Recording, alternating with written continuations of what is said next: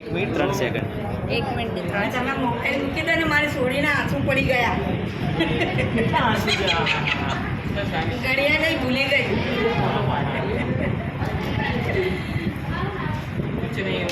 क्या नाम है इसका? આયત आयात. आयात પુરાણની આયાત છે કે એના પપ્પાની આયાત છે જોવું પડશે મારે. એ નહીં કુરાનની આયત છે પટેલ પપ્પાની આયત બની ગંદી દેખાય કે નાના દેખ ભાઈ अरे इधर देख, इधर देख. हाँ इधर इधर.